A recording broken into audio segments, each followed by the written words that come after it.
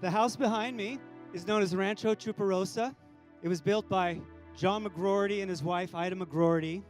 In 1923, John had written for 2 decades as a Los Angeles Times columnist.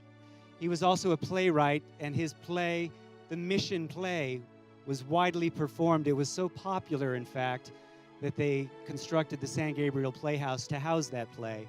For everything that John accomplished in his life, the thing he regarded as his greatest achievement and thing that was closest to his heart is what is represented by this resolution that declared John Stephen McGroarty the 3rd Poet Laureate of the state of California. I'm Dana Gioia. I'm the 10th Poet Laureate of California. Welcome, all of you. This day is to honor you, to celebrate you, to have you share your ideas, to share your poetry, and to have us meet one another and end this day with a vivid sense of the community that we represent, that collectively we are changing American literature, each in our own way, in our own community. All of us will never be together in the same room, in the same way, with as many possibilities again. And this day, I think, will be important to us. We'll meet people that are going to be people that we're going to carry forward in our futures. And we're going to ramify, and the events are going to ramify. And we are going to take literacy, poetry, and literature in this golden state and bring it more broadly than people have ever seen before.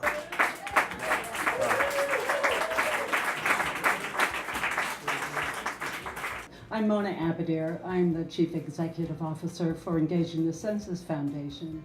Our foundation tries to illuminate the intersection between the arts and mindfulness or consciousness.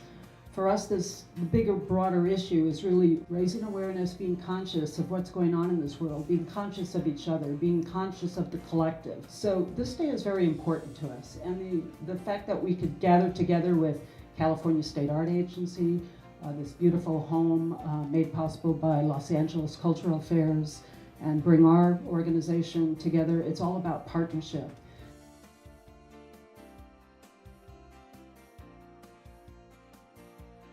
I thought we would have a brief panel to introduce some of the people who exemplify what this event is about. Connie Post, who I think almost everybody here knows, former Poet Laureate of Livermore, and Connie has been the person who has documented the history and the personnel, as they say in jazz, of the Poet Laureate movement across the state of California. Luis Rodriguez, former Poet Laureate of the city of Los Angeles. Luis is a distinguished poet, and he's also been a person who from the very beginning of his career has had a passion for community outreach and public service. And finally is Alex Thurman, from the Director of Communications from the Engaging the Senses Foundation.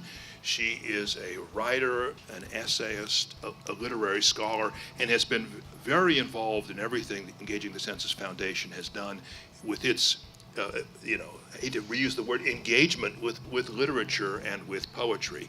To read a poem is to hear it with our eyes. To hear it is to see it with our ears. Octavio Paz. I come to mindfulness via Vipassana meditation and Hatha yoga, and poetry via a series of mentors, including former San Francisco Poet Laureate Diane DePrima, who famously said, "The only real war is the war against the imagination." When pain and paralysis began to make everyday life impossible, beauty in all its forms saved my life. By using my senses for nourishment instead of escapism, I've been able to endure very difficult circumstances with a modicum of grace and even to find joy in the midst of pain. Poets are dangerous. They often tell inconvenient truths, words that discomfort. They do not respect borders. For them, the tongue is a tool to bring down walls. Who am I? Super skinny runway models tell me I am nothing more than the size of my jeans. As a little black girl, I dreamed in blonde. The calling came to me while I languished in my room, while I whittled away my youth in jail cells and damp patio fields. It brought me to life out of captivity in a street-scarred and tattooed place I called body. Early adopter, familiar of vespertine temporal specialists, itinerants. Who said your life would be easy? Chance encounters, chancy neighborhoods, the lean ground nothing cultivated will possess. But you, night bloomer, all strings of dubious X's, loose ends, unabashedly seedy. You need no excuse. This is simply what you do. There was no one to rescue her. Though her scream was a slaughtered zebra in the Kalahari, the congregation's praises drowned in the wilderness. The girl found in the country screamed, but there was no one to rescue her. My friends and I had been playing ball with some kids from Webster, and that turned into a fight. So stopping by Scotty's house for Cokes seemed like a good idea. And then there they were, in the living room, all those brassieres, draped across the sewing machine and the couch and the table, big brassieres and little brassieres, sturdy brassieres and dainty brassieres. So we put them on. Not much larger than a Volkswagen, smiling on the dashboard, Guru Mukh. Marigolds so mild what we can chew. What we call mountain, they say, foothill.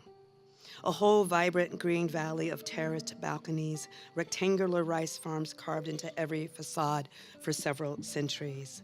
Now and then, a clay road washed out by rain. I'm Ann Bound Crawford.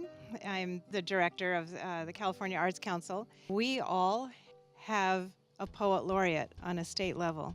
I didn't know I had a poet laureate. And now listening to all the other poet laureates on a county level, I realize that we're rich in this state with poets laureates.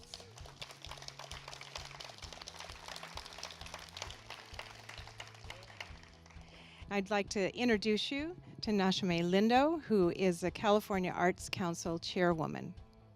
The sweet smoke of sage presaging truth poets are dangerous. Their tongues are a tool which we focus on sensation. Poetry about abuse and what do you do with all that rage? The healing power of poetry and art, one of our oldest art forms.